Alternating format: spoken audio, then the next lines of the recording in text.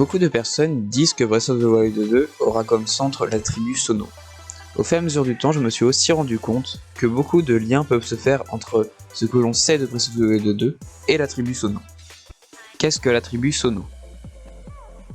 La tribu Sono est apparue très récemment dans la série Zelda. Sa première apparition a été dans Breath of the Wild, mais apparemment il y aurait certaines écritures qui appartiendraient à la tribu Sono dans Skyward Sword. Les ruines de l'ancienne tribu Sono se situent au sud du château d'Hyrule. Il n'y a pas de descendant officiel de la tribu Sono dans BOTV. Il y a très peu d'informations sur cette tribu, mais on peut voir une grande ressemblance entre les structures et celles des Mayas. On sait que les Sono vénéraient la déesse Hylia, car on peut trouver une statue de celle-ci en plein milieu de ces ruines. On sait aussi qu'ils vénéraient les 3 dragons de Breath of the Wild, le Rodrak, l'Ordrak et le Nidrak, car on peut voir beaucoup de statues représentant des dragons dans ces ruines. Et on peut aussi voir Zelda aller dans ces ruines pour prier auprès de la déesse Hylia. Donc il y a sûrement un lien entre les Hyliens et ces ruines. Donc peut-être que les Hyliens sont les descendants de la tribu Sono. Il y a aussi beaucoup de monstres qui siègent dans les ruines de la tribu Sono. Donc peut-être que les monstres ont vaincu cette tribu et qu'ils ont gardé ce territoire comme victoire. On tribue dans le ciel et sur la terre. Les ruines Sono avaient l'air plutôt d'avoir été construites directement sur la terre, car on peut voir vraiment beaucoup de bâtiments ancrés dans la terre. Mais il y a quelques endroits écartés des ruines, des structures qui avaient l'air d'être tombées du ciel, ce qui veut peut-être dire que certaines choses sont vraiment tombées du ciel, et qu'une partie a été construite sur terre et une autre partie dans le ciel. On peut aussi voir dans le deuxième trailer de Breath of the Wild 2 de nombreuses structures ressemblant à celles des ruines Sono, mais sur des îles volantes. On peut aussi voir Link avec un bouclier surmonté d'une tête de dragon, pareil à celle des ruines, sauf que celle-ci crache du feu. Il y a un autre rapport avec le ciel, tout simplement que la tribu Sono vénérait les dragons, et les dragons, eux, remontent dans le ciel à la fin de leur cycle dans Breath of the Wild.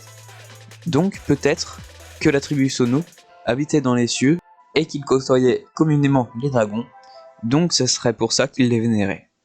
Un autre petit indice, on peut entendre à la fin du trailer quelques notes qui font vraiment penser à celles de la musique des dragons dans Breath of the Wild. Donc peut-être que cette musique représente la tribu Sono, vu qu'on sait que les Rodrak et tout ça sont liés à la tribu Sono. Les Sono, un peuple maîtrisant la magie. Dans le deuxième trailer, on peut voir des lettres magiques qu'on ne connaît pas. Donc il se peut que ça soit des lettres magiques de la tribu Sono. Le peuple Sono serait donc un peuple de magiciens, ce qui expliquerait les nouveaux pouvoirs de Link qui seraient donc de cette descendance ou dans ce peuple si ça se passe dans le passé, et le gecko volant serait donc aussi lié à la magie, ou créé par la magie des Sono. Cette théorie est la plus probable car cela rajouterait beaucoup de nouvelles armes, de nouveaux pouvoirs, de nouveaux sorts, de nouveaux ennemis. Il y aurait donc plus de possibilités dans la suite du jeu, et donc de nouvelles manières de jouer. Une autre preuve que les Sono maîtrisaient la magie, c'est que si les Hyliens descendaient des Sono, Zelda a déjà prouvé qu'elle pouvait utiliser la magie, car elle a scellé le sort de Ganon, et aussi on a pu voir dans Hyrule Warriors qu'elle peut contrôler la magie, ce qui montre que la magie est bien présente dans ces deux opus. Link serait donc peut-être aussi un descendant des Sono, et donc pourrait, dans le présent de Breath of the Wild, utiliser la magie. Les Sheikah font du plagiat. Les pouvoirs magiques que Link fait preuve dans le deuxième trailer ressemblent fortement à ceux des technologies Sheikah. Par exemple, on peut voir le retour dans le temps, ou on peut aussi voir de nouveaux pouvoirs magiques qui n'ont aucun rapport avec ceux des technologies Sheikah. Les Sheikah seraient donc un peuple qui ne pouvait pas utiliser la magie, ce qui expliquerait pourquoi ils ont créé des nouvelles technologies, qui a donné lieu aux technologies Sheikah, qui recopieraient certains pouvoirs des Sono. Il se peut donc que les tribus se côtoyaient ou étaient rivales.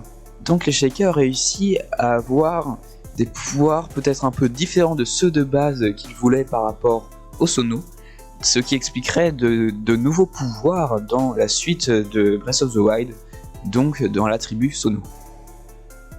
Merci d'avoir regardé cette vidéo, et n'hésitez pas à me mettre des commentaires me disant comment améliorer le contenu de la chaîne, le contenu des vidéos, la façon de faire la vidéo, ou de nouveaux thèmes à aborder sur Zelda ou sur d'autres jeux, et à vous abonner pour soutenir la chaîne.